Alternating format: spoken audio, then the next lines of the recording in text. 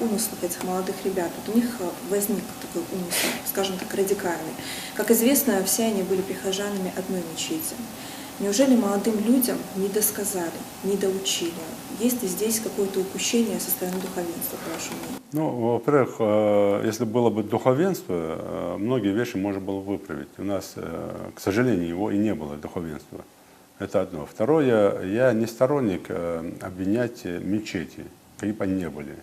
Тем более имамов в мечети. Почему? Потому что дело имама мечети не в том, чтобы каждого там воспитывать, а дело имама мечети обеспечить там коллективную молитву, пятничную там, или праздничную и так далее.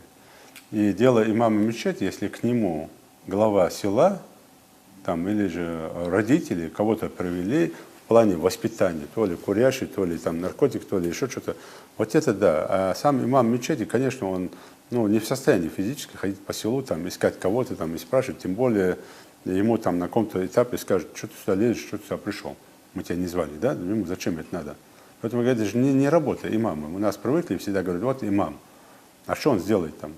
Он что, всех знает, что ли? Я в большей степени уверен, что многие он многих и не знает, и не может знать физически. И второе, знаете, вот у нас в процентном соотношении люди, которые в банд-подполье, которые в Сирию уехали, они с разных мечетей. С разных, и в больших, и с маленьких. Нельзя говорить, что они вот с одних мечетей или других. Это попытки на кого-то наговорить, кого-то обвинить в этом плане, увести в сторону след. Да, духовенство в своем классическом варианте, в том числе в этих случаях, должно всегда выступать не в плане, там, показывая пальцы, там, вот там оттуда он вышел или вот там рядом с этим стоял, а должны, наоборот, по-другому говорить. На кого он уходит, там, какая была основа, чтобы он ушел, на кого он бросил свою мать, своих сестер, свою жену, своего ребенка, и кто за них в ответе. Вот о чем должно духовенство говорить. Противовес тем, кто говорит, что вот ты пойдешь, там взорвешься, пойдешь в рай.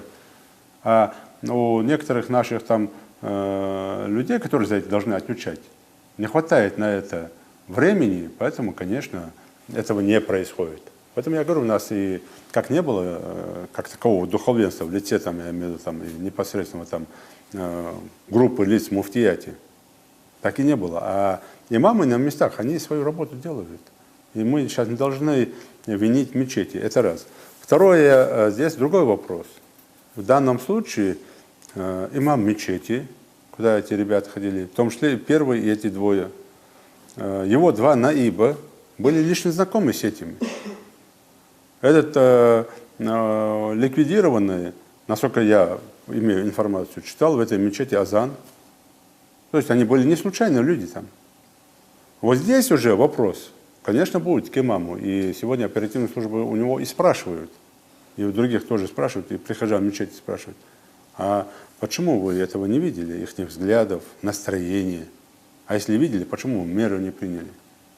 То есть вот здесь есть какие-то зацепки.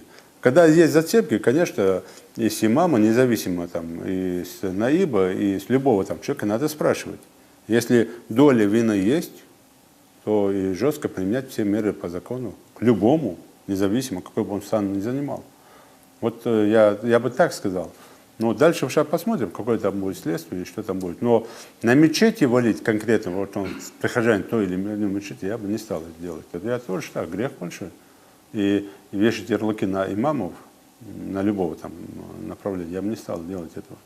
Юнусбек Андреевич, ну а что могло сподвигнуть этих молодых ребят пойти вразрез с религией, с нашими адатами ингушскими? Ну, то, что там есть определенное внешнее влияние, это понятно. То, что есть политическая составляющая, тоже понятно. То, что есть там, в том числе и акции предвыборных там направлений, тоже они там прослеживают, есть определенные моменты. Но, знаете, можно по-разному подходить к этому делу. Я повторяю еще раз, есть какое-то существо в человеческом образе, которое дало им команду. Но вопрос в другом стоит. Да, у нас были моменты, когда использовали для этого душевно больных, да, людей, которые не понимают, что делают. И использовали в темную, в том числе там и дистанционно что-то управляли. Но вот первый парень более чем образованный, более чем какой-то мотивированный на жизнь, более чем знающий современные там технологии, в том числе IT-технологии. То есть и имеющий хорошую работу, хорошим доходом, насколько мы знаем. Он попал в эти сети, и он думал только о себе. Можно говорить, что его там чем-то отравили, накормили, там, укололи. Нет, нет. Там все анализы говорят, что все было нормально. Вчера он был нормально, утром был нормально, а потом раз и стал ненормальным. И поэтому я отслеживаю там определенные направления, я и наши оперативные службы. Тем не менее, все-таки делаем ставку, да, мы будем сейчас под тем, кто сейчас все равно будем искать, найдем. Такие вещи, они безнаказанно не остаются, и рано или поздно на конечке все равно выйдем. Но сам вопрос вот к этим уничтоженным бандитам, и почему они не думали о своих родных, в первую очередь хотя бы о своих родных близких. Я даже не представляю, вот как, да, есть разные эпизоды в жизни. Вот тот же полицейский выходит на службу, он же не может на службу не поехать, думая, что его убьют, не убьют, там, утром прощаясь там, с детьми, там, типа, я не пойду, я останусь дома, да? Конечно, он должен ехать, его обязанность, там, присяга, там, долг, там, все это. Он поехал. Вот я этих не могу понять, а он как поехал этот? Он как? Он попрощался со своим этим ребенком трехмесячным, женой попрощался и поехал, да, зная, что их больше не увидит. Поехал совершить зло, злодеяние. Его что двигало? Его двигало только то, что он думал только о себе. Думал так, что он правда попадет в рай, ему одному известному. И вот эти мотивы, вот здесь самое главное найти вот этого идеолога, кто им это настолько в голову вложил. Они же не пацаны, не дети маленькие, 16-17 лет. Они же взрослые мужики уже. Кто? 25-27 лет. Ну, кто-то же там, какое должно существо должно быть, которое вложило им в голову, зомбировало их, сказал, вот идите.